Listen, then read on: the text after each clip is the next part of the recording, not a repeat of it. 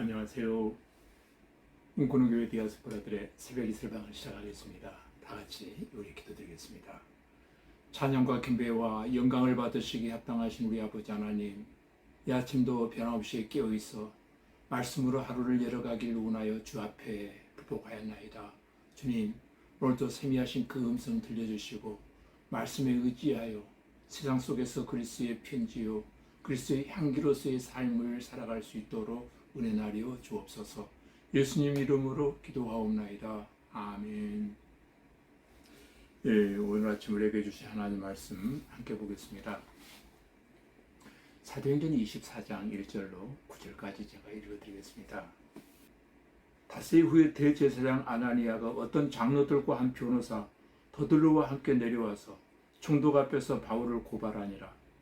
바울을 부르매 더들로가 고발하여 이르되, 벨릭스 각하여, 우리가 당신을 힘입어 태평을 누리고 또 이 민족이 당신의 선견으로 말미암아 여러 가지로 개선된 것을 우리가 어느 모양으로나 어느 곳에서나 크게 감사하나이다. 당신을 더 괴롭게 아니하려 하여 우리가 대강 여쭈옵나니 간용하여 들으시기를 원하나이다. 우리가 보니 이 사람은 전염병 같은 자라. 천하에 흩어진 유대인을 다 소유하게 하는 자요 나사렛 이단의 우두머리라. 그가 또 성전을 더럽게 하려 함으로 우리가 잡아싸우니 당신이 친히 그를 신문하시면 우리가 고발하는 이 모든 일을 아실 수 있나이다 하니, 유대인들도 이에 참가하여 이 말이 옳다 주장하니라. 아멘. 방금 읽어드린 사도행전 24장 전체의 주제는 벨릭스 앞에 선 바울이라는 주제입니다. 오늘도 그 말씀을 중심으로 해서 하나님의 말씀을 강론할 때 크신 은혜와 깨달음의 시간이 되어지기를 주님의 이름으로 기도드립니다. 여러분, 바울은 가이사랴에 2년이나 머물게 되어집니다. 예루살렘에서 가이사랴의 벨릭스 총독에게 온 후에 재판을 3번씩이나 받게 되어집니다. 첫 번째는 벨릭스 총독에게, 두 번째는 벨릭스의 후임이었던 베스토 총독에게, 그리고 세 번째는 아그리파 왕에게 재판을 받았습니다. 24장은 벨릭스 총독에게 재판을 받는 내용이고 25장에서는 베스토에게 재판받는 내용이 나옵니다. 그리고 26장에서는 아그리파 왕에게 재판받는 내용이 기록되어져 있습니다. 대제사장 아나니아는 더들로를 앞세워 가이사랴의 벨릭스 총독에게 와서 바울을 고소했습니다. 5절로 6절 말씀해 보시면 더들로는 바울에 대한 고소 이유를 3가지로 지금 이야기하고 있습니다. 첫 번째는 소요죄입니다. 둘째는 나사렛 이단의 개수라는 것입니다. 나사렛이라고 하는 말은 예수를 가리키는 말이었습니다. 그리고 세 번째는 성전 모독죄였습니다. 또한 더들로는 바울을 전염병 같은 자라고 지금 말하고 있습니다. 쉽게 말씀드리면 예수 병에 걸린 것을 퍼뜨린다는 것입니다. 대제사장 아나니아가 고발하는 바울의 3가지 죄와 함께 전염병 같은 사람이라고 하는 그 악독한 말을 했지만 그 안에서 우리는 진리를 발견하게 되어집니다. 예수님께서도 천국은 누룩 같은 것이라고 비유로 말씀하셨잖아요.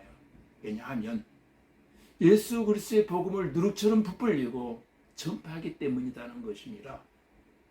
바울은 자신이 성전이나 회당 또는 성중 어디에서고 사람을 만나서 선동한 적도 또한 소동케 한 적도 없다고 이야기합니다.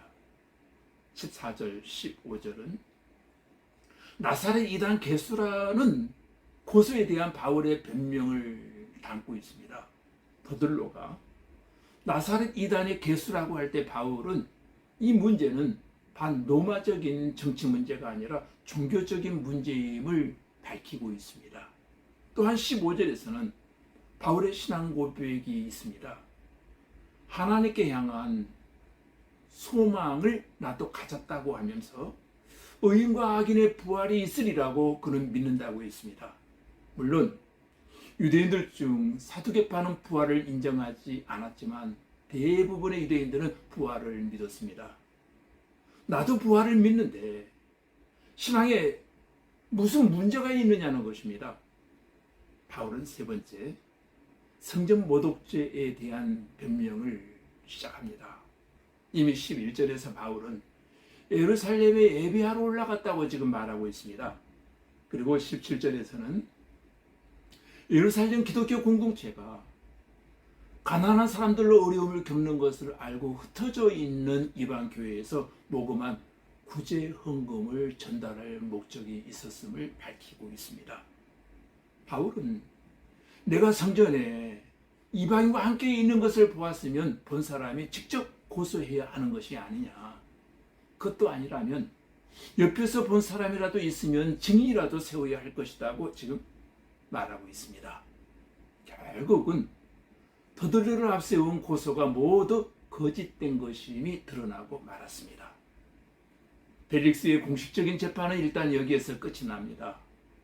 바울이 더들로의 고소에 대해서 논리적으로 잘 답변해서 재판은 그냥 마무리되어지지는 않았지만 바울의 변명이 받아들여지는 쪽으로 종결되어지고 말았다는 것입니다.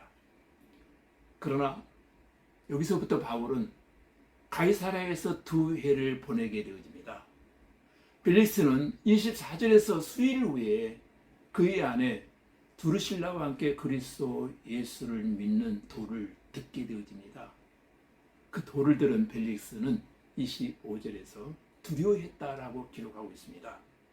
천하에 무서울 것이 없는 수많은 사람들을 거침없이 죽였던 총독 벨릭스가 바울이 말하는 의와 절제와 장차 오는 심판에 대해서 듣고는 두려워하기 시작했다는 겁니다. 언뜻 상상이 되지가 않습니다.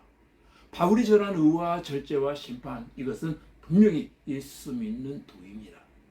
그러나 그 마음속에 역사하시는 성령께서 벨릭스의 마음에 동요가 일어났습니다. 그래서 지금은 가라. 내가 틈이 있으면 너를 다시 부르리라고 말합니다. 시방은 가라. 나중에 다시 듣겠다는 말씀이었습니다. 그러나 중요한 것은 벨릭스는 회개할 수 있는 기회를 연기함으로써 다시는 기회가 오지 않았다는 것입니다.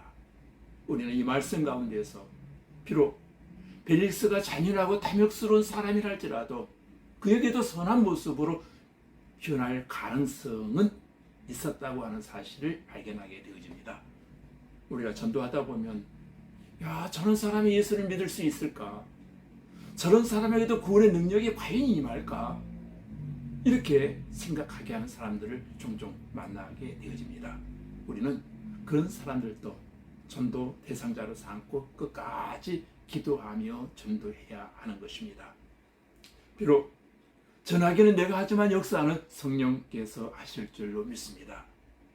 결론적으로 바울이 전하는 예수 믿는 도를 들은 벨릭스, 구원받을 수 있는 절호의 기회가 왔지만 말씀 듣기를 연기함으로, 회개할 수 있는 기회를 연기함으로 구원의 기회를 그는 놓쳐버리고 말았다는 것입니다. 사랑하는 교우 여러분, 기회가 주어졌을 때 말씀 듣기를 사모하시기를 바랍니다. 여러분에게 기회가 주어졌을 때 회개하실 수 있기를 바랍니다. 세상 눈치 보면서 슬슬 적당히 타협해가는 신앙이 아니라 진득하고 올곧게 예수를 바라보며 신앙생활할 수 있는 저와 여러분들이 되시기를 주님의 이름으로 간절히 기도드립니다. 다 같이 우리 기도하겠습니다.